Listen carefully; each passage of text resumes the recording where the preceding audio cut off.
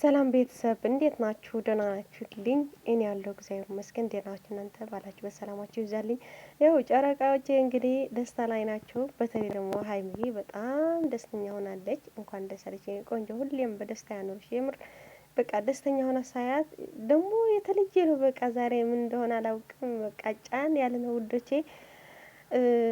ደስታችሁ ለዘላለም ያርግላችሁ። ለአንድ ቀን ለሁለት ቀን ወይም ደግሞ ለሳምንት አይሆን ለዘላለም ያርግላችሁ።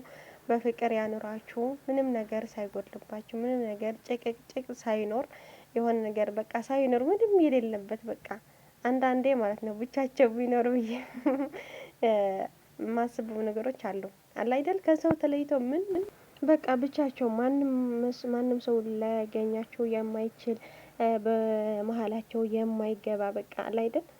በሜት ከየት ነው ከሰው ተፈጥረው ከሰው ተለይተው መኖር አይችሉም ነው። ለማንኛውም ግን ሀይሚዬ የምር ቅብጠቷ ደስ ሲል፣ ደስታዋ ደስ ሲል የምር እኔ ግን የሰው ደስታ እንደዚህ ያስደስተኛል ብዬ እያሰብኩ አልነበረም። የእውነቴን ነው የምላችሁ። ሀይሚ ደስታዋ ሳይ በቃ ሳቃ ሳይ በጣም ደስ ይለኛል። የዛሬ ደስታዋ ደግሞ በጣም የተለየ ነው። ሀይሚ ደግሞ በፊቷ ያስታውቃል። ደስታዋም፣ ሀዘኗም፣ ድብርቷም ሁሉም ነገር በፊቷ ስለሆነ ማለት ነው። ብሩኬ ደግሞ ዛሬ የተሻለ ነው። ትናንት በጣም ደብሮት ነበር። ያው ብሩኬ እንደምናውቀው ደስተኛ አይደለም። እውነት ለመናገር ፊቱ ያስታውቃል። እውነቱ ይውጣለት እንጂ ብሩኬ በጣም ደብሮታል። በጣም ትናንት ሳይወድ በቃ አይደል ቪዲዮ ራሱ ስታዩ እየተሳቀቀ ነበር። በቃ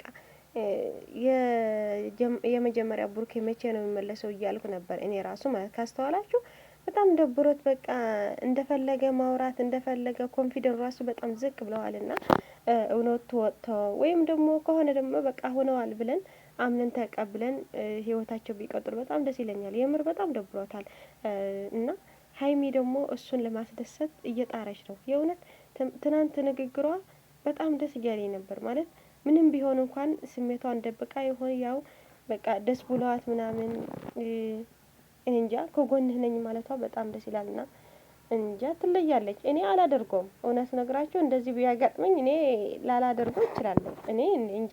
ሀይሚ ግን በጣም ትለያለች። ግን ደግሞ በቃ የሆነ አጋጣሚዎች አምነን እንድትቀበል ያደርገሃልና በጣም ደስ ይላል። ሀይሚዬ የእውነት አንቺ ልዩ ሴት ነች፣ ትለያለች። ብሩኬ በጣም ታድለዋል በዚህ ማለት ነው።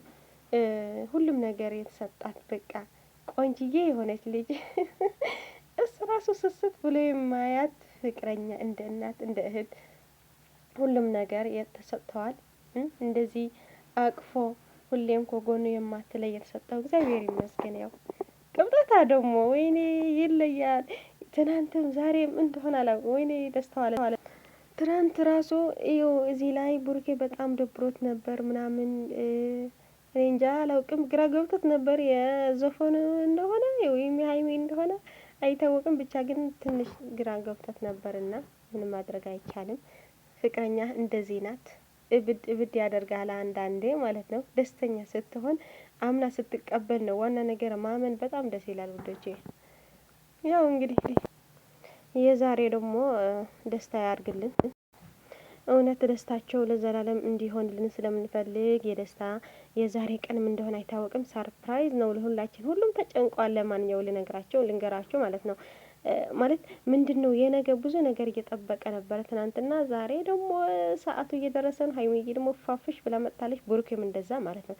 ስለዚህ ዛሬ የደስታችን ቀን ነው ብለን እንዘጋዋለን።